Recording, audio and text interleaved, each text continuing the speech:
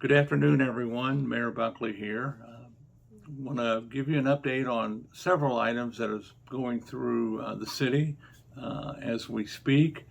It is Thursday, September 8th, around 2 p.m. So I'm here in the mayor's office. Tim's with me once again, filming this.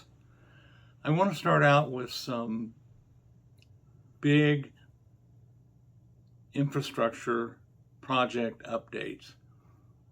The Franciscan Trail is completed. There are a couple of things that need to be done. There'll be a inspection conducted on Monday morning at 9:30. We will meet in the Sarah T. Bolton Park.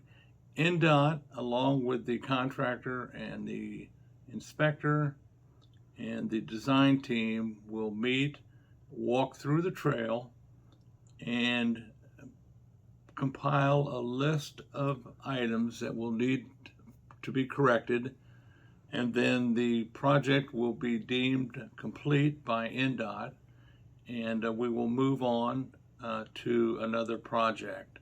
So this started back in November of 2020, and now here we are almost 2 years later, and it will soon be completed. It is a beautiful addition to our city, and I'm very proud of it, and I hope that you enjoy it as well. Those of you who traveled on Thompson Road notice that the Thompson Trail is well underway. The bridge has been set, and they have cut out the path from 9th Avenue all the way to almost Emerson Avenue. The purpose of this trail is to get people off of Thompson Road and get them onto this path. It'll make it much safer for everybody who travels up and down Thompson Road. We suspect that the project will be done sometime between the end of September and the middle of October. So we are looking forward to it, and I'll send out a note to the residents affected in that area of some of the things that we're going to do once the trail is complete. So Thompson Trail is well underway, and we certainly look forward to its completion. The Hornet Greenway is still about a year and a half out. It's another NDOT project. We're going to expand the current trail by 1.1 mile. This trail will walk behind the community center and Horner Park Elementary, travel along the south boundaries of the high school, and come in behind the high school. So we are looking forward to that. We have already submitted stage 1 plans to NDOT, and we'll have 2 more sets of plans that will be submitted to NDOT prior to the project being bid out. So the Hornet Greenway is well on its way, and we look forward to continuing to work on that very important project. I want all of you to know that work continues on the roundabout at 25th and Churchman. At a recent board meeting, our board approved purchasing parcels of land on 9 different properties. So this is something that we wanted to get accomplished by the end of the year so we could move on to final planning stage. This project is set to be bid out by NDOT in the first quarter of 2024. This will be a double roundabout, or a peanut roundabout, that will be up in the area of 25th and Churchman, Southern, and Perkins, through that area right there. Very dangerous intersection, and our intent is to slow the traffic way down and make it safer for everyone who travels up in that area. So we're happy about the progress on that major project as well. The city of Beech Grove just received $351,000 from NDOT concerning the 2022 first round of the Community Crossing Grant. This has already been awarded to Grady Brothers, and construction will begin in the first quarter of 2023. So we're a little bit ahead of the game with this, but NDOT changed some of the rules, and we had to have a contractor in place within 4 months of being awarded the money. So the grant we received was for $351,000, and it has been deposited into a special account. I want all of you to know that we are going to apply for federal funding to construct yet another roundabout. This one is at the corner of Hannah and Arlington. We have done the roundabout at Arlington and Churchman. This one is 1 block south, and it is a dangerous intersection. As a matter of fact, NDOT classifies that intersection as one of the top 70 intersections in central Indiana for accidents. So we anticipate this project being funded. We won't know until early next year. The application was due anytime after September the 1st, and our friends at Crossroad Engineers are the ones who are going to put this project together for us. This is a joint project between the city of Beech Grove and the city of Indianapolis. So that will help us in scoring as well. So we are looking forward to hearing good news on this much needed safety improvement. Again, it's for funding a roundabout at the intersection of Hannah and Arlington. Our 2022 paving is done for this year. Our clerk treasurer, Jim Kaufman, recently paid the invoice, and we have 9 new roads and alleys. So a nice improvement for the city, especially for those of you who live in the areas where the paving occurred. Our DPW, along with Wessler Engineering, is continuing to move forward a sanitary sewer rehab project. We're going to invest approximately $700,000 in updates to our sanitary sewer system and manholes. $450,000 of this fund comes from the American Rescue Plan. So we're looking forward to this. This won't occur until next spring. So the project continues to move forward, and we're looking forward to continuing to improve the sanitary sewer system. And finally, I wanted to end this portion of the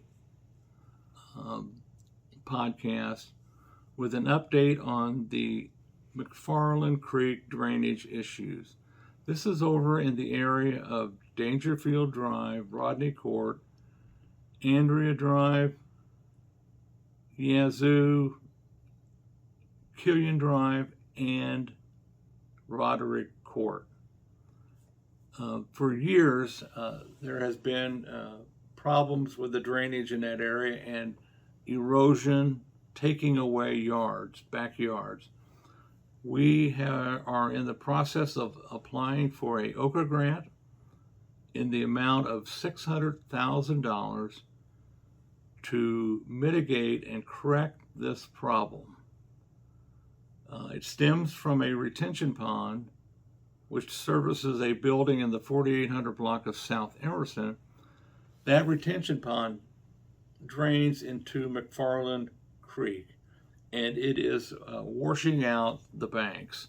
So our intent is to stabilize those banks, and we hope to do that with this grant.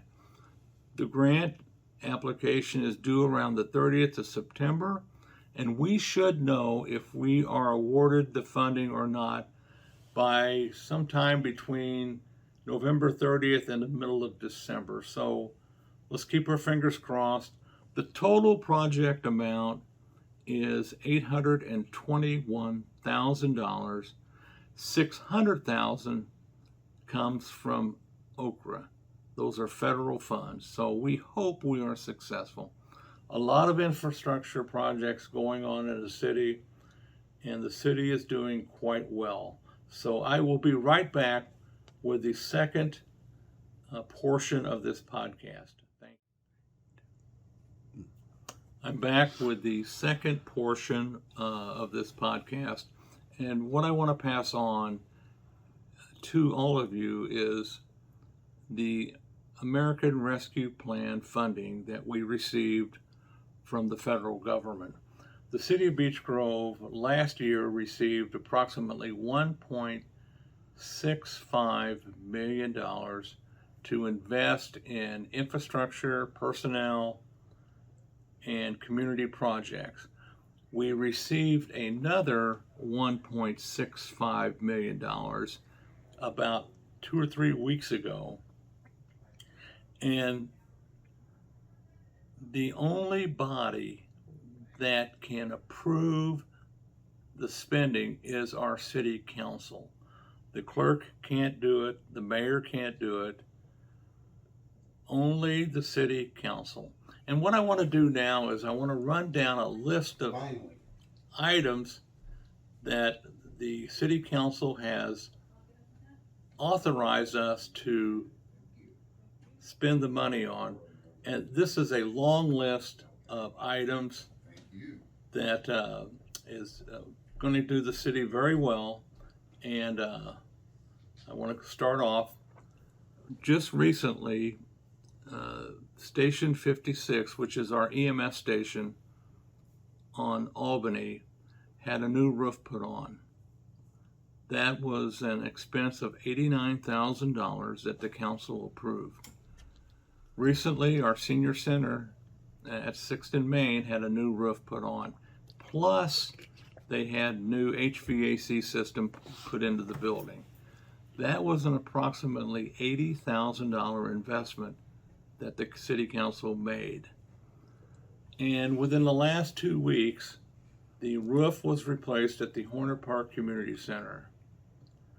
That was an expense of $150,000 that the council approved.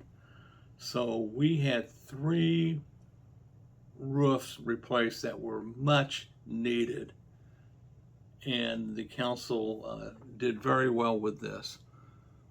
The windows at City Hall were replaced using ARPA funds, and an emergency generator is going to be installed to supply emergency power to the City Hall building sometime in November.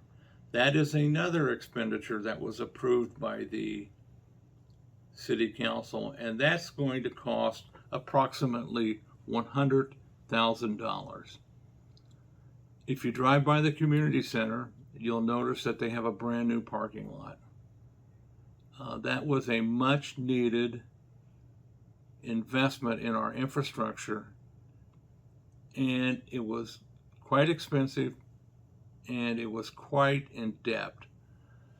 So it is now back open. So the city council invested $500,000 in the reconstruction of the Horner Park parking lot. Plus, they invested almost $60,000 in new outside street lights and outside building lights for the Horner Park Community Center. Plus, earlier, the council awarded the center $40,000 to purchase a van to be used to transport mostly food from second helpings to the community center.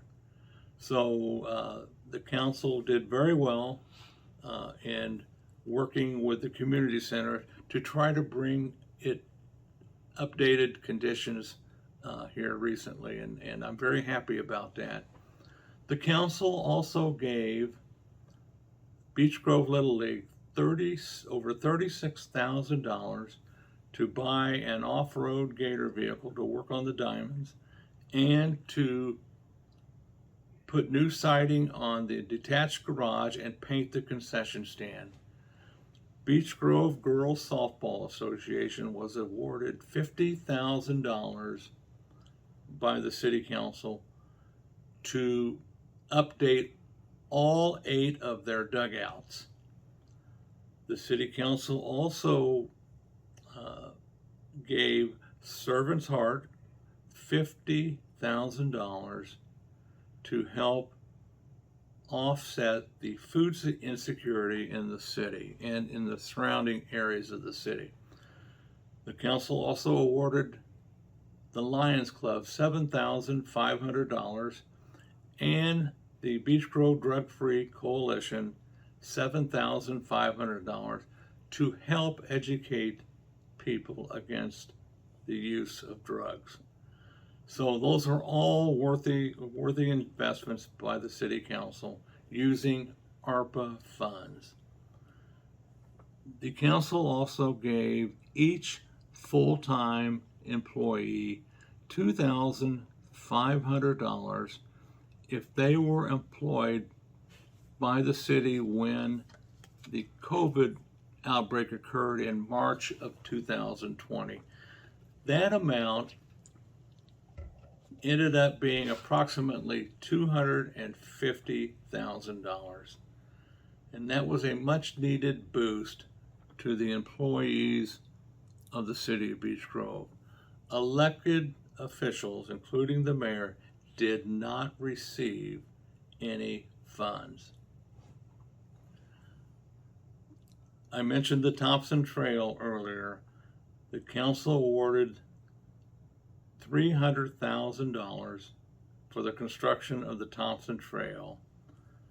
The council awarded $450,000 to be invested in updates to our sanitary sewer system and $225,000 each for the construction of the roundabout at 25th and Churchman and the Hornet Greenway. These are substantial investments in the infrastructure and well-being of our city and our employees.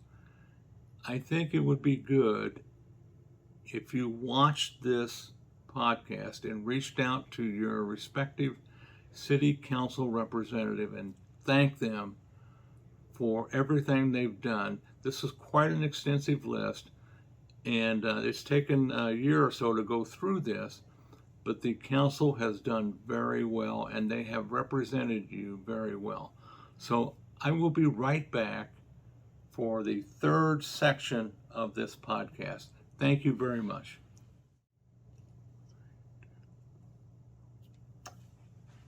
Good afternoon. We're back for the third segment of this podcast, and I want to focus this part on our parks, Hartman Park, Chalice Park, and Sarah T. Bolton Park.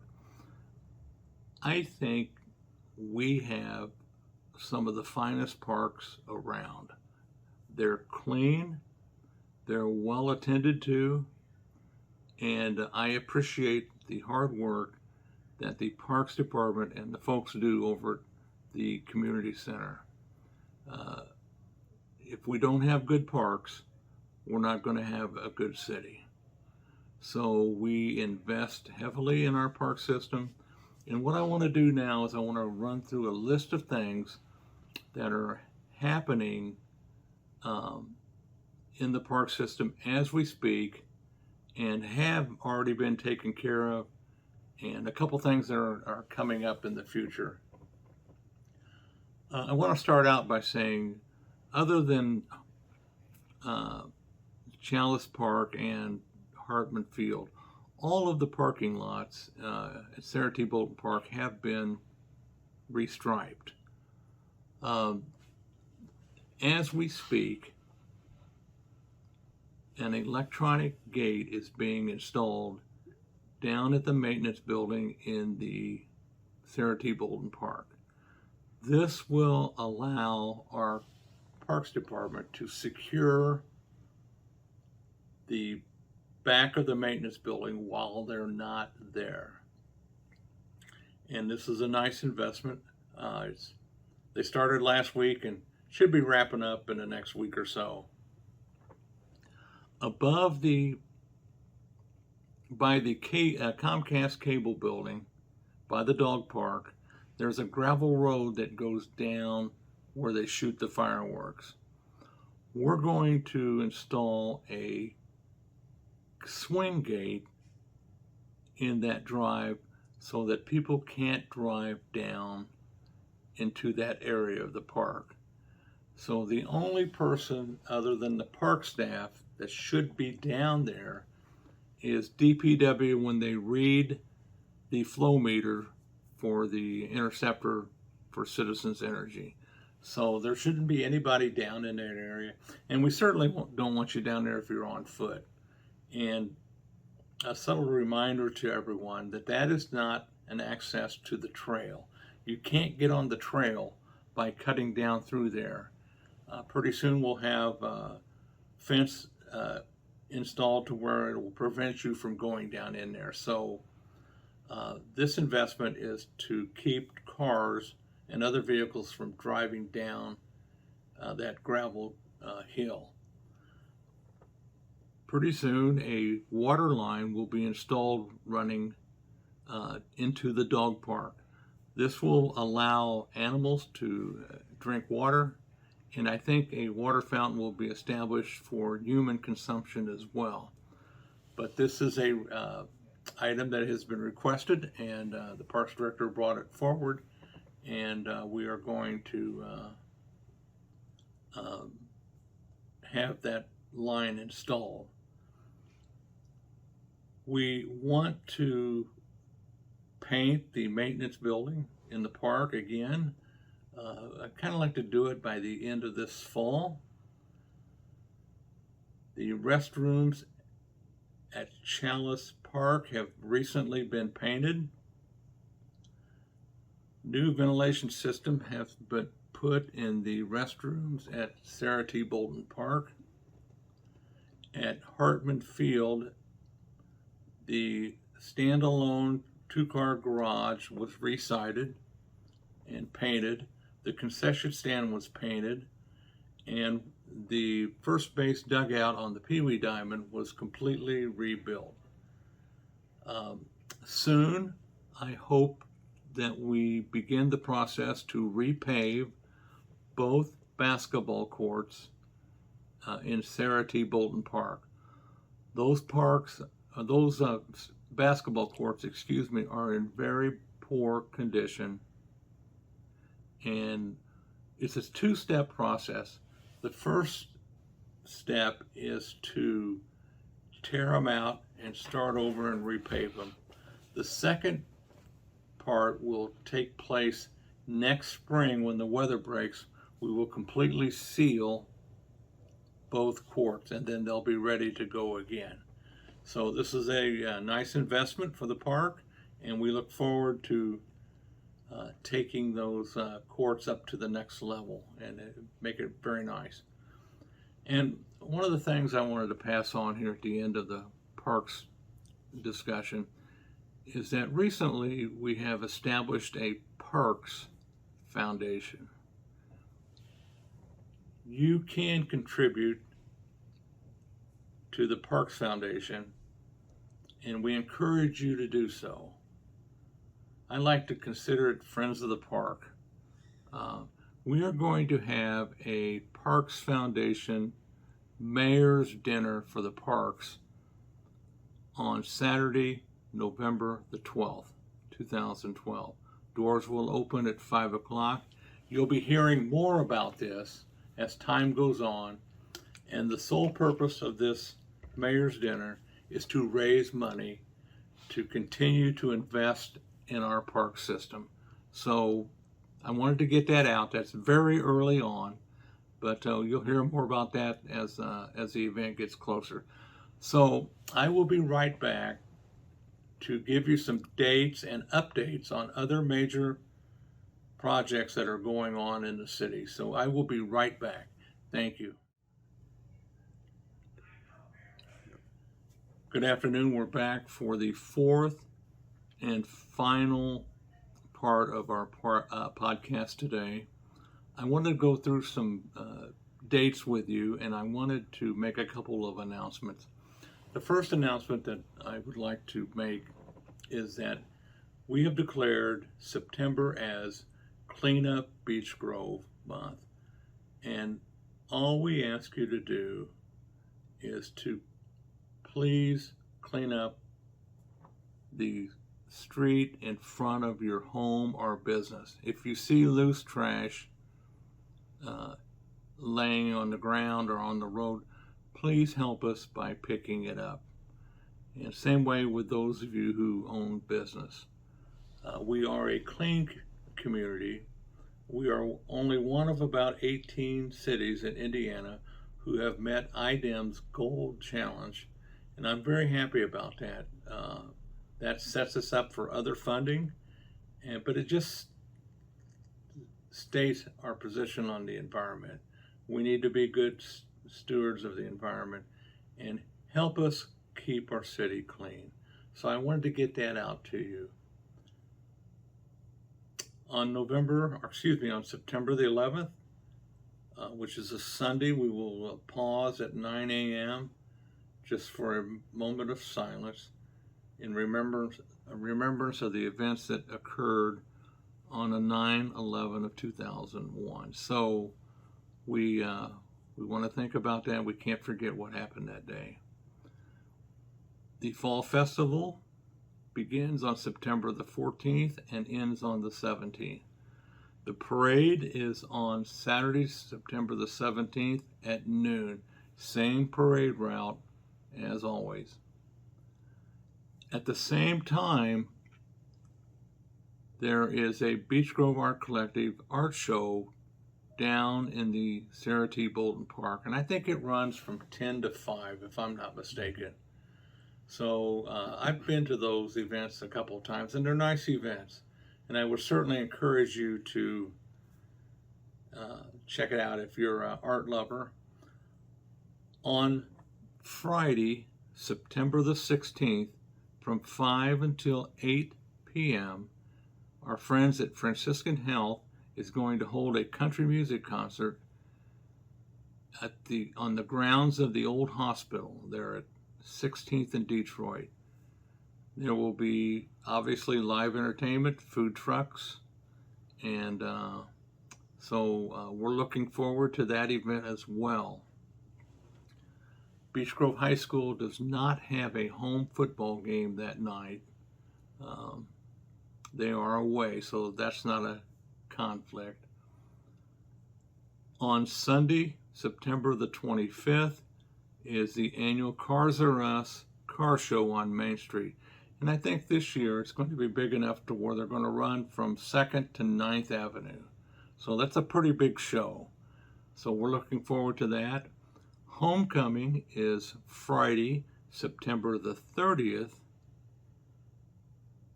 There won't be a parade on Main Street. The parade will be around the track at the high school. But the game starts either 7 or 7:30 on homecoming night, Friday, September the 30th. I want to update you on a couple projects that we are working on. You may want to know the update on the Safeway building and the old Dairy Queen. A private developer has blocked all of that off, and they have just got through with the environmental cleanup in both buildings. They have removed asbestos, and now they are in the process of tearing both buildings down and then removing all of the asphalt. They want to start this process sometime in the middle of October. So we're working very closely with them.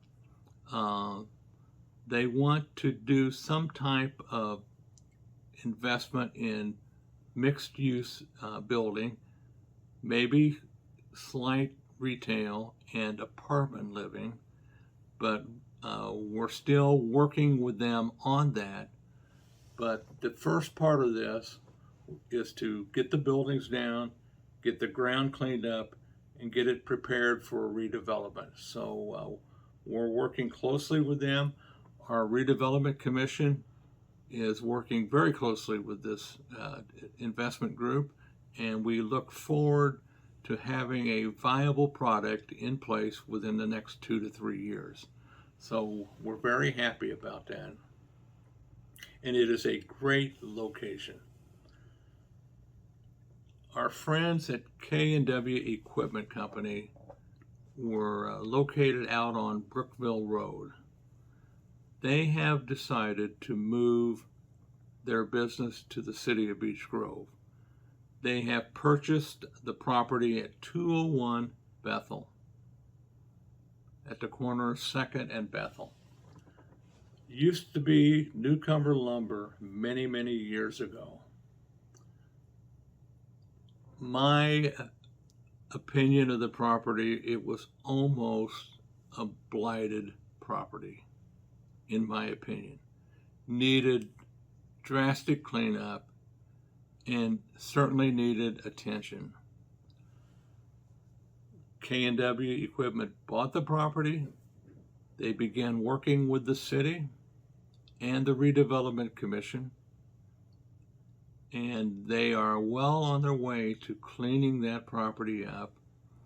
They are going to do some extensive remodel of the main building, and they are going to build a warehouse which will cost in excess of $1 million to construct. So we are working with them. They are going to bring 22 full-time employees with them to this location, and we hope within the next year or so that 22 full-time jobs turns into 40 to 46 full-time jobs. So we are looking forward to that as well. That is good news. Our friends at Amtrak continue to make investments in the property. They are installing a security fence completely around the property. They have already replaced almost all of the tracks in the property and have redone all of the parking lots on the south side of the property. This is an extensive update, plus they are going to install numerous new cameras and security equipment throughout the facility. And I think one of the things that I'm most happy about, and I have been asking for this for many, many, many years, is if you drive by the facility, there's no sign indicating what's on the facility. So now they are going to put Amtrak signs on the south end of the property where the pocket park is, and on the north end of the property there at Albany Street.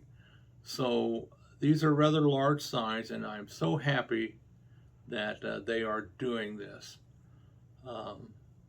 It's long overdue, and they are making a considerable effort to update the property from an aesthetic standpoint and from a security standpoint.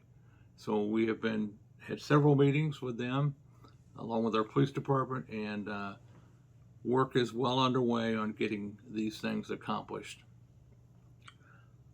Our next shredding event and free appliance drop-off and medicine disposal is Saturday, November the 12th from 9 to noon behind City Hall. You may have read in the paper, or you may have heard on the news, that Ray's Trash Service was bought out by Waste Management Company, which is a nationwide company. Had the opportunity on Wednesday to meet with Waste Management, and they have taken over all of Ray's trash service obligations to the city of Beech Grove. It's already in place. And the message that I want to convey to all of you is that from our perspective as a city, nothing changes. Everything stays the same. The recycling stays exactly as it was before. Mattress pickup, if you have a mattress for pickup, stays the same as it was before. And our heavy trash out at DPW that Ray's used to pick up in the big dumpsters, Waste Management will begin picking those up. So the phone numbers stay the same. If you have any problems with any service that Ray's provides to you, you are certainly welcome to call the mayor's office, 803-9111, or you can directly call DPW at 803-9091, or you can call the number provided by Ray's Trash Service. The same people will answer the phone. So again, Ray's Trash Service has been purchased by Waste Management. Nothing changes. Everything is the same. So I wanted to get that out to you. A couple more things before we conclude. We are closing in on a opioid settlement. We filed a lawsuit against 5 manufacturers of opioids and 4 distributors. We were one of the first cities, if not the first city in Indiana, to take legal action against these companies. This has been an ongoing legal challenge, and we think that sometime this fall we will begin receiving funds over the next 18 years. When we are certain that these funds will begin to flow to us, we will introduce an ordinance to our city council indicating where these funds should be invested in. There's 3 areas of investment that we should make. One is reimbursement to the city of Beech Grove for services rendered. Second is to treat addiction through the Drug Free Coalition or Franciscan Health or Community Health Network.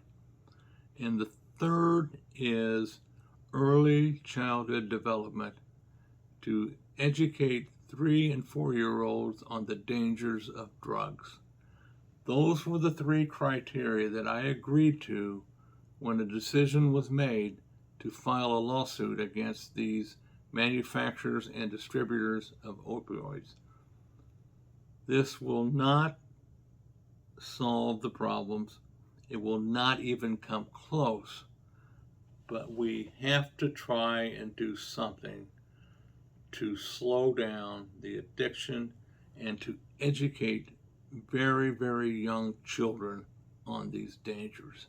So the final thing, if you drive up Main Street, you will notice that the police station has taken off, and they have the first floor framed along with the main lobby and the sally port.